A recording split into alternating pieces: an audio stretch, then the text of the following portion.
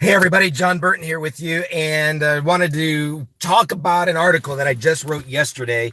The article is about the insanity of rejecting God, and my heart is just wrecked. I'm just so grieved about, whenever I see people all over the place. I mean, just throughout my daily life, just radically rejecting God. Some are casually doing it, some are aggressive in that. But you even look on, you look on, in public and Hollywood and interviews of sports stars, and I just watch this. We're inundated with culture, and we can see, YouTube. We can see into people's worlds and all the time, and there's so much ungodliness and hatred toward God and rejection of God, and it just wrecks me. I'm like, what in the world are people thinking?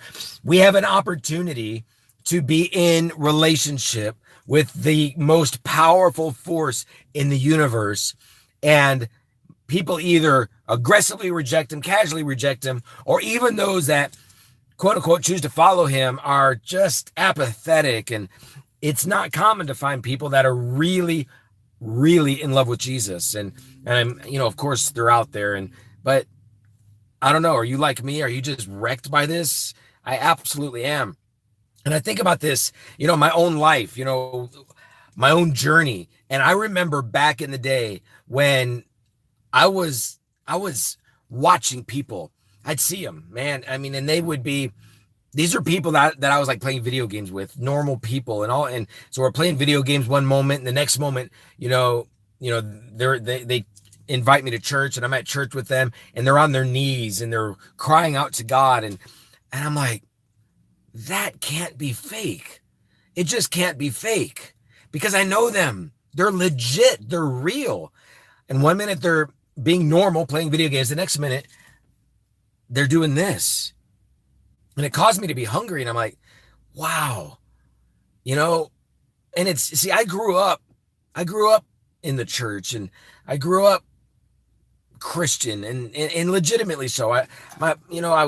Most of my life, I was very moral and very, I had a desire for God. In fact, I was very bold in high school, and I stood up for God, and in big ways.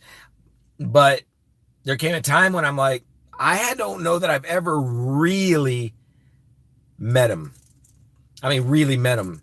And especially watching these friends of mine and watching these different people, how they've got this crazy connection with this invisible God. What is that all about? And I started to hunger, but I was very real with my pursuit. And this is what I mean. I was in the church one day by myself, and man, I was being stirred. In hindsight, the Holy Spirit was rocking me, and I didn't know what was going on. I had yet to really encounter God. I had never really felt him. None of that. All of it was just very intellectual, wondering and questioning and thinking about it. Is it possible? Could this be true? And I've read the Bible, and I've gone to church, and I've seen things, over my life, but here we are, kind of rubber meeting road kind of moment. And all right, God, is this real? And I was young. I was 20 years old, or I don't know, 21, something like that.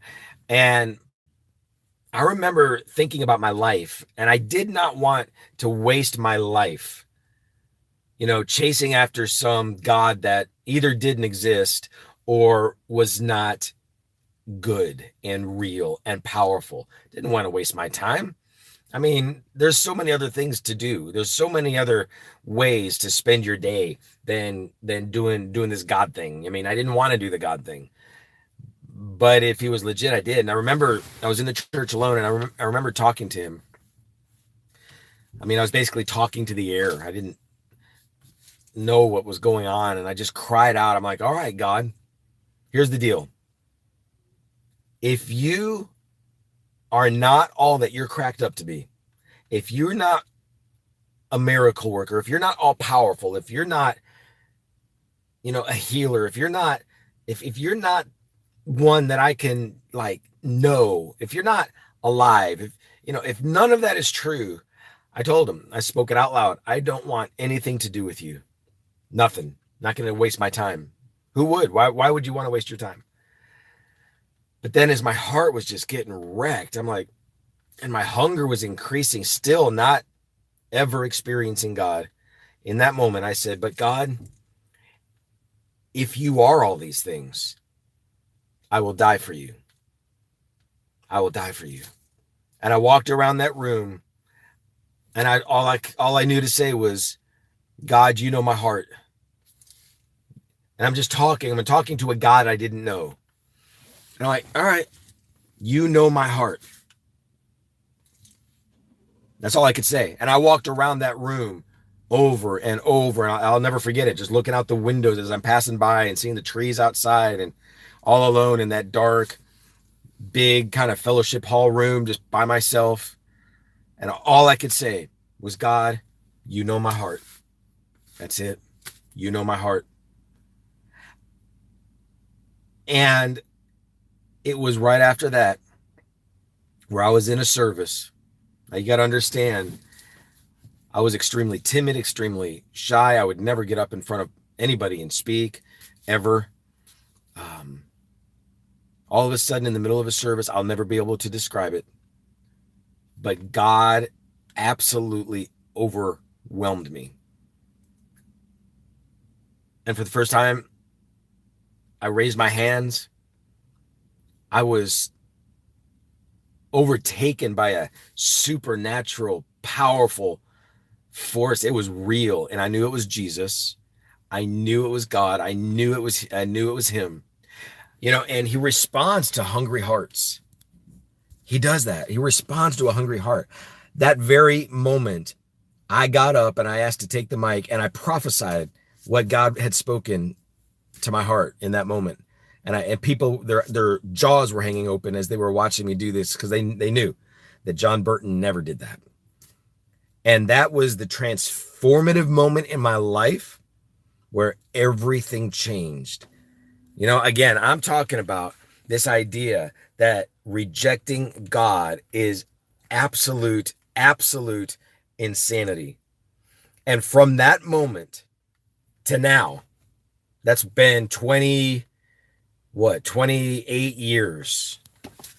My goodness, that's a long time. I have experienced the most phenomenal encounters with God. I've written in my book about many of these in my books, but there are way too many to list. And for me, it's absolutely entirely impossible for me not to believe in God. And not only not to believe in God, but it's impossible for me not to know that he's alive, he's real, he's good, he's all powerful, and he's out to change the world. I don't know. I'm just thinking about this, and it wrecks me. It just wrecks me that there are people out there and they just reject God because they've never left that intellectual place. They've never opened their heart. They've never done that. They've never hungered. They've never cried out to God. They've never given God a chance. Never really given him a chance. And here they are. They're either atheists or just pure, ungodly type of people, and it messes me up. And I think of all the times. I think of the radical miracles that I've experienced. I think of the time right when my wife and I got married, and I was working for the airlines just before we got married, and I was lifting heavy luggage into an airplane down on the ramp, and I tore my rotator cuff. It was some intense pain, and I was living with that pain all the time, and I couldn't even put my arm around her. That arm, I couldn't, if you touched it, it felt like someone was driving a nail through my shoulder. The pain was really bad. And one morning, shortly after we were married, she got up early to go to class. She was at Lee University in Cleveland, Tennessee, and I was still asleep. And all of a sudden, as I was sleeping and maybe 10% awake, I felt this liquid oil, this honey, this fire, this burning, whatever you want to call it, just start to ooze all over my shoulder. And it was amazing. It was warm, and I just went into a deep sleep. I didn't even know what was happening. I woke up a little bit later and my shoulder was 100% healed. And I found out later that Amy had woken up that morning and she was tired of me having that injury, and she laid her hands on my shoulder and she prayed, and I was totally healed. I went out in the backyard. We lived in the country, and I picked up giant rocks and I started hurling them through the air, which never would have been able to do that with my injury. And so I think of that. I think of the time when I was in California, and I was a youth pastor, and I took the youth to this vineyard worship conference, and oh my goodness, man, this one young lady got so baptized in fire. I can't even begin to tell you what that was like. But I'm watching all of this happen, and all of a sudden, this wave of God. I was just enjoying myself. I was just watching other people getting rocked by God. And this wave of God, just this invisible force just washes over me, and I hit the ground, and I'm like, whoa. And I'm on my face, and I'm just there, and everything around me just disappears, and it's indescribable. See, this is why so many people reject God. They're like, that makes no sense. You must be emotionally crazy. It's an emotion that you had, or it's a sixth sense. It's the best way to explain it. It's encountering deity. It's encountering the invisible, the supernatural realm, and so this force just overwhelmed me, and I'm laying there on the ground for I don't know how long, and all of a sudden the lights start flickering in the place. There were hundreds and hundreds of people there, and I kind of peek up, and there's just a few people left, me being one of them, and then the youth. They were there wondering what they're going to do with John, and so they kind of say, John, we gotta go. So they help me up to my feet, and they get me out to the van, and they're like, John, how are you going to drive the van? I could barely walk. And I pulled it off, and we got back to the hotel. I'll never forget what I saw there, as that was the hotel that many of these different groups were staying at that were attending the conference, and people all over the place. It was late at night, about 11, 12 at night, all over the place. People were carrying people because they were so overwhelmed and undone by the presence of God. I mean, all over the place. And they're carrying people, they're helping them walk. They're literally carrying them into the hotel. And I barely made it into the hotel myself. And listen, that is not some mass emotional hysteria.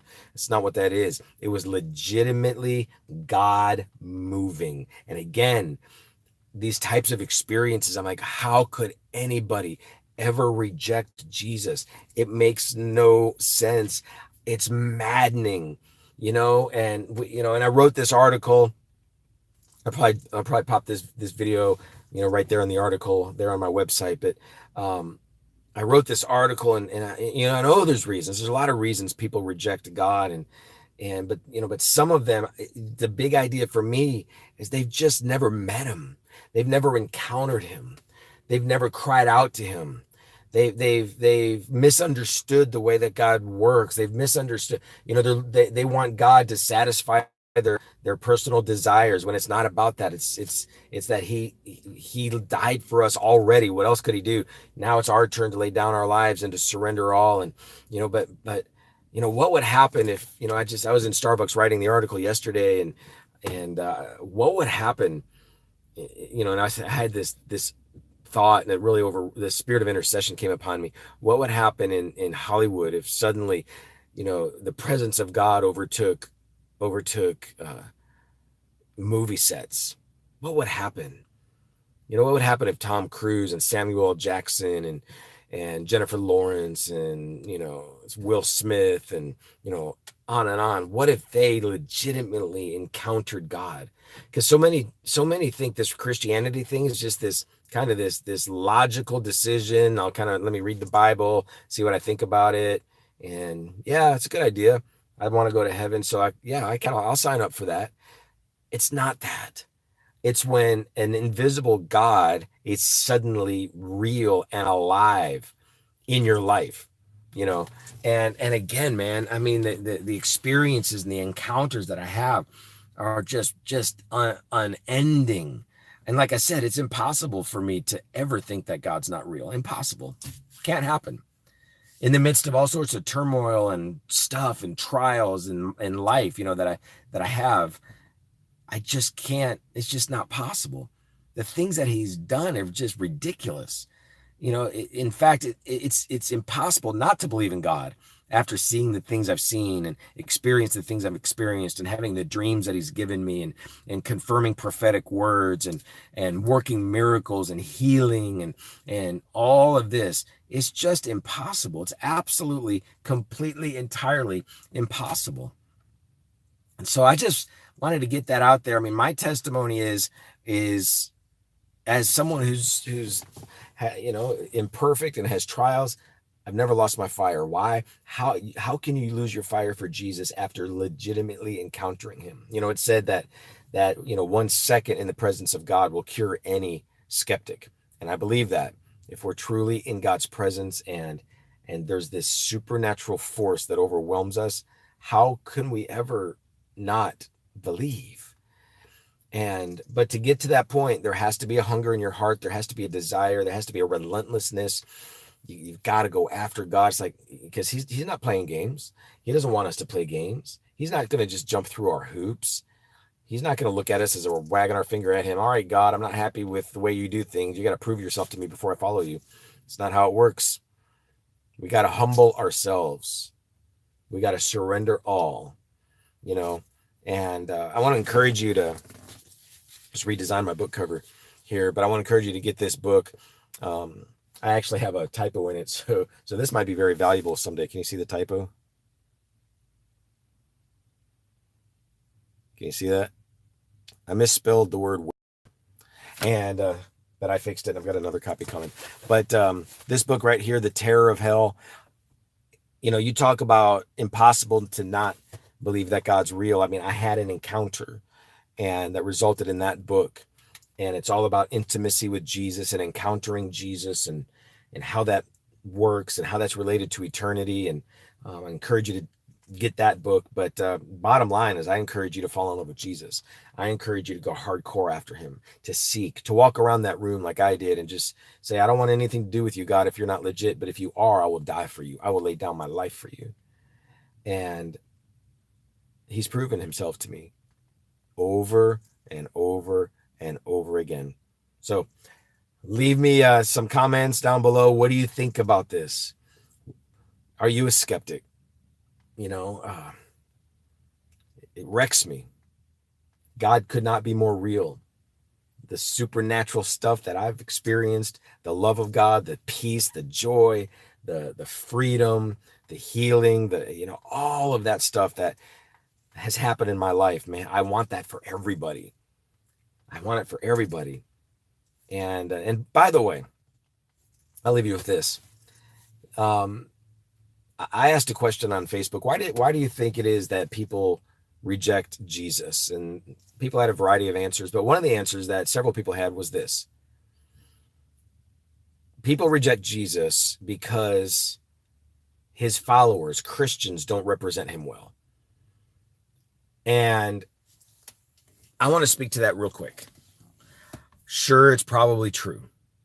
But here's the insanity of that defense. Why would anybody make their determination on whether God is legit or not based on how an imperfect person represents a perfect deity? Why? It just doesn't make any sense at all. Why would I look at somebody as a representative of somebody else and determine that somebody else is not real and not legit because his representative is a failure, or his representative is weak, or his representative has not truly been transformed by a relationship with him? I would never do that. You can never do that. It doesn't make any sense at all. People will always disappoint you. A perfect God doesn't make us absolutely flawless in terms of in terms of now we have no issues, we have no idiosyncrasies, we have no personality quirks, we never have to wrestle with temptation, we never have to wrestle with apathy. That's not the case. We're being sanctified, we're growing and learning and maturing and being discipled and developing. And so don't ever, even though I take it very seriously on how I live my life, don't ever determine that God is not good and God is not all powerful and God is not legit if you see me doing something that you don't like. You're only hurting yourself. It just doesn't make any sense. I mean, think about it. Think about a wonderful person in the world that you would like to meet. I don't know who that person would be. Queen Elizabeth. I don't know. Why? I don't, maybe you don't want to meet her, but let's just pretend. If one of her guards or one of her royal subjects was a jerk, would that mean that Queen Elizabeth is not a good queen? Well, of course not. It doesn't make any sense. So why do people turn on God? Because God's royal subjects don't know how to live, don't know how to act. Why would that be the case? It makes no sense. So I want to leave that with you. Go after God. Go after him. Seek after him. Hunger after him. Lay it all down. Humble yourself. Surrender all. And man, I'll tell you what, he'll blow you away. There will be not enough books in the world to record everything that God does that blows your mind. So there you have it. God is phenomenal. Go to my website, burton.tv, and you can see more articles and media and teachings and get the books and all of that kind of stuff. Check out my stuff on Charisma Magazine, Charisma News Online. But I would love to hear from you. What do you think about this? God has transformed my life forever, and I'll never lose the fire. That's my determination. I haven't in 29. Is that really the right number? Let's see. 21, 31, 40. I have to do the math because it seems like such a big number. Like 28 years. It is. Holy cow. Or 27 years or something like that. Wow. You don't ever have to leave. You don't ever have to lose the fire either. All right. There you go. Leave